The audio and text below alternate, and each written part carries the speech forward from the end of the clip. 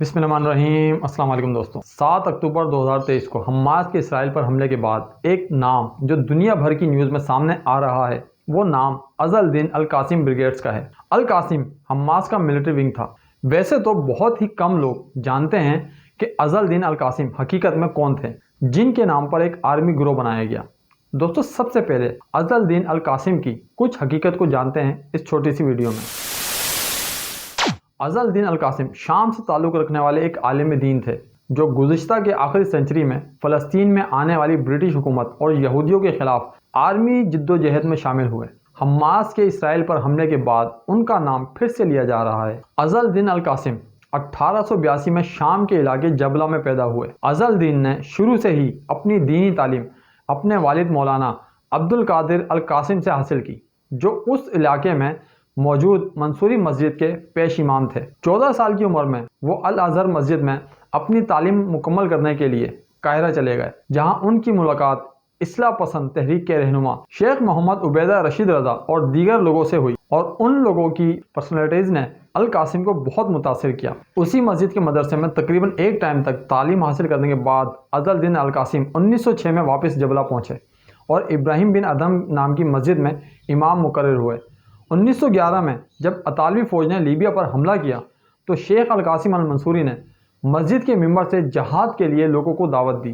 انہوں نے فوری طور پر درجنوں نوجوانوں کو طرابلس میں لڑنے کے لیے بھرتی کیا، جس کی قیادت شیخ عبد القادر کیوان نامی نوجوان دمشق کے عالم کر رہے تھے۔ شیخ عبد القادر کیوان 1920 میں شام میں داخل ہونے پر فرانسیسی افواج کے ہاتھوں مارے گئے۔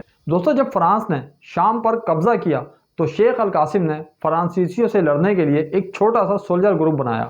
اس کے ساتھ خود بھی عمر البطار کے گروپ میں شامل ہو گئے۔ اس گروپ نے 1919 سے اور 1921 کے درمیان فرانسیسی فورسز کے خلاف فوجی کارروائیاں کریں۔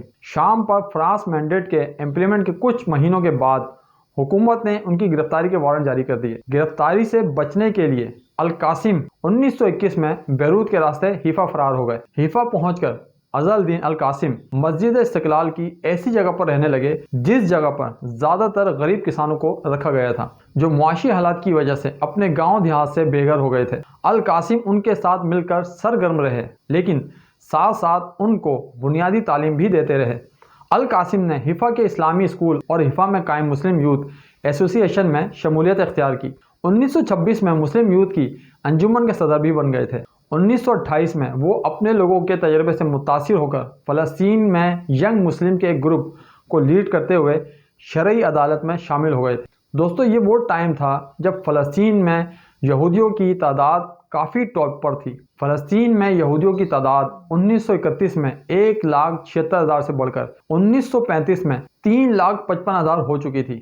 یہی وہ دور تھا جب فلسطین میں مسلم گروہ سامنے نظر آئے جنہوں نے فلسطین میں برطانوی اور یہودی تنصیبات کے خلاف کارروائیاں شروع کی۔ دوستو، ایسا ہی ایک گروپ گرین پام تھا جس نے اکتوبر 1929 میں فرانس کے خلاف اپنی انقلابی تحریک کے فیل ہو جانے کے بعد شام سے آنے والے مزاحمتی جنگجوؤں کی حمایت سے برطانوی اور یہودیوں کے خلاف کئی مرتبہ حملے کیے۔ شیخ القاسم نے اس گروپ کے تجربے سے فائدہ اٹھایا، کیونکہ انہوں نے کئی بار شہروں اور قصبوں میں سلیپر اور ایکٹیو سیل بنانے کے لیے اس گروہ سے مدد مانگی تھی۔ گرین پام ایک مجاہدی تنظیم تھی۔ اس تنظیم کے جنگجوؤں نے اپنا پہلا آپریشن 1931 میں کیا، جب انہوں نے حیفا میں یہودیوں کو لے جانے والی ایک گاڑی پر حملہ کیا۔ اس حملے میں 3 یہودی مارے گئے اور یہ حملہ کر کے فرار ہو گئے۔ اس تنظیم کی پالیسی یہ تھی کہ یہودی اور برطانوی جگہوں پر الگ الگ آپریشن کیا جائے، اور اسی وجہ سے انہوں نے 2 بڑے آپریشن کیے۔ لیکن جنوری 1932 میں جب جنگجو نہلال بستی پر فائرنگ کر رہے تھے، جو فلسطین میں یہودیوں کی لیبر بستی ہے، کیچڑ ہونے کی وجہ سے جنگجوؤں کے قدموں کا سراغ لگانے میں کامیاب ہو گئے۔ دوستوں، ان حملہ آوروں کو ضلع ناصرت کے گاؤں صفوریہ سے گرفتار کیا گیا۔ ان حملہ آوروں کو لیڈ خلیل عیسیٰ کر رہے تھے، جو ساتھ میں خود بھی گرفتار ہوئے۔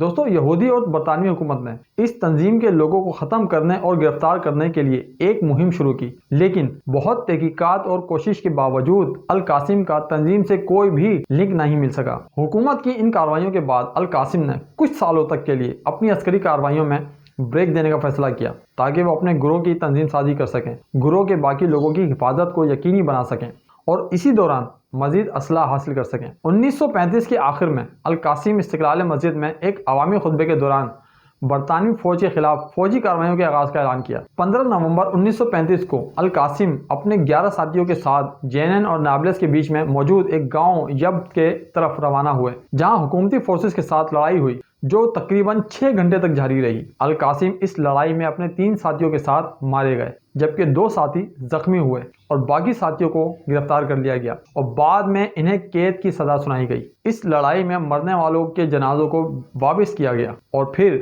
حائفہ پہنچا دیا گیا تاکہ ان کے گھر والے ان جنازوں کو وصول کر سکیں۔ نومبر 1935 کو القاسم کے ساتھ ان کے 3 ساتھیوں کی تدفین کی گئی۔ دوستو، القاسم کی موت کی خبر سنتے ہی علاقے میں غصہ پھیل گیا اور شہر بھر میں ہڑتال کی گئی۔ القاسم کی قبر کو یہودی انتہا پسندوں نے بار بار توڑ پھوڑ اور حملوں کا نشانہ بنایا اور 2014 میں قبر پر اسٹار آف ڈیوڈ کا پینٹ کیا گیا تھا۔ دوستو، القاسم نے اپنی ہی کزن کے ساتھ شادی کی۔ القاسم کی 3 بیٹیاں تھیں اور یہ سب جبلہ میں پیدا ہوئیں اور ان کی شادیاں بھی فلسطین میں ہی ہوئیں، لیکن 1948 کے بعد یہ خاندان پناہ گزینوں میں شامل ہو گیا اور اردن، شام اور لبنان کے علاقوں میں بٹ گیا۔ دوستو، القاسم کے اکلوتے بیٹے نے اپنی تعلیم یروشلم میں مکمل کی اور نکبہ کے بعد وہ اپنی والدہ کے ساتھ شام کے شہر جبلہ میں واپس آئے اور وہاں وہ دینی استاد کے ساتھ المنصوری مسجد کے امام بنے۔ یہ وہی مسجد تھی جہاں ان کے والد القاسم تبلیغ کیا کرتے تھے۔ اور دوستو، القاسم کے بیٹے محمد کی وفات 1991 میں ہوئی۔ دوستو، امید کرتا ہوں کہ یہ ویڈیو آپ کو انفارمیٹیو لگی ہوگی۔ آپ کے پیار اور محبت کا بہت شکریہ۔